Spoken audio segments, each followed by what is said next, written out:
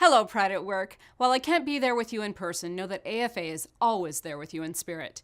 I want to thank Shalia, Tim, Tiffany, Shane, Bess, and the National Executive Board for inviting me to give you the flight attendant briefing.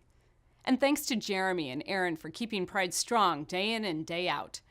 Equality has been at the center of AFA's struggle through 7 decades. We beat back age, gender, marriage, and weight discrimination to ensure that anyone with the heart of a flight attendant would have the right to become one. We challenged airlines that wrongfully fired flight attendants for being HIV positive, and we have fought to ensure healthcare coverage includes trans coverage. Both in contract bargaining and legislative work, we have fought relentlessly for LGBTQ rights, including taking part in public hearings in San Francisco that led to domestic partner benefits on the road to marriage equality.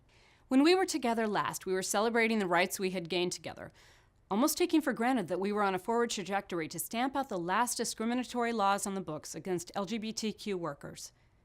I shared with you that on June 26, 2015, my immediate reaction was cynicism. In my mind, I was thinking, yay for marriage equality, while our members are being furloughed. Giant trade agreements may destroy our jobs, and Black youth are being gunned down in our communities.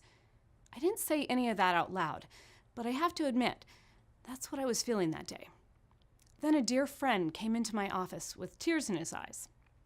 And he's not a crier. He said, I don't have a partner. I don't know that I will ever be married.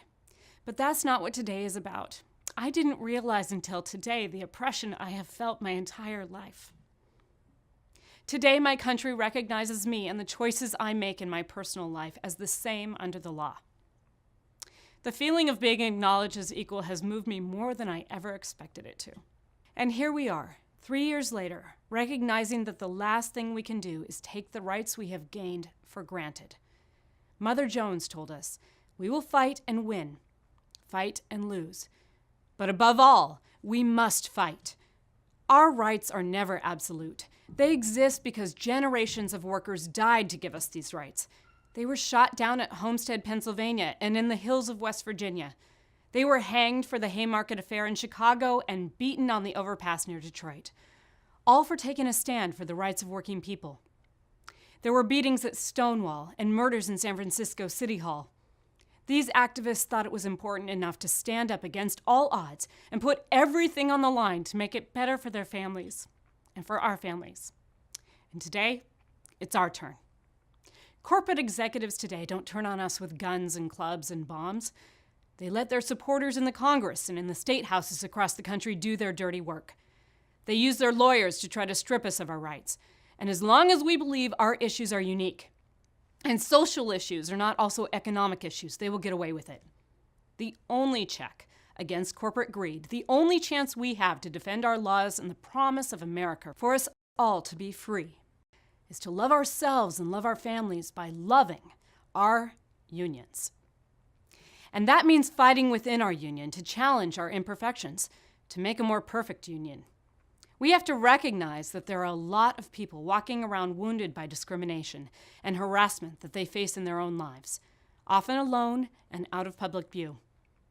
Imagine how much stronger we can be if we check our biases and look for leaders in every gender, race, culture, and creed. It doesn't matter who we love, as long as we love. I will never forget my first week on the job when my flying partner told me, listen, management thinks of us as their wife or their mistress, and in either case, they hold us in contempt. Your only place of worth is with your flying partners. Wear your union pin, and if we stick together, there's nothing we can't do. The issue of sexual harassment is not about body parts, it's about power.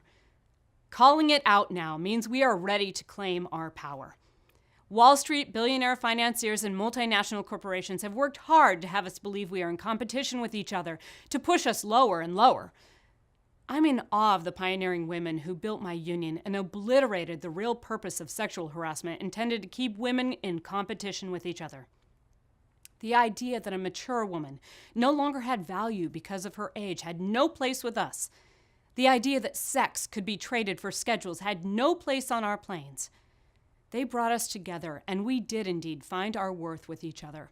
And because of them, today, women and men stand united in our common mission to advance our careers and build real power for working people.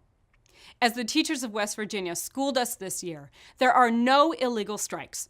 There are only unsuccessful ones. True solidarity is a force stronger than gravity. And before I sign off today, I'd like to ask all of us to remember that solidarity means we leave no one behind. Look to your left. Now, look to your right. Now say to everyone around you, I've got your back. Say it with me. I've got your back. Have a great convention, Pride at Work. Thank you, and fly safe. It's time for me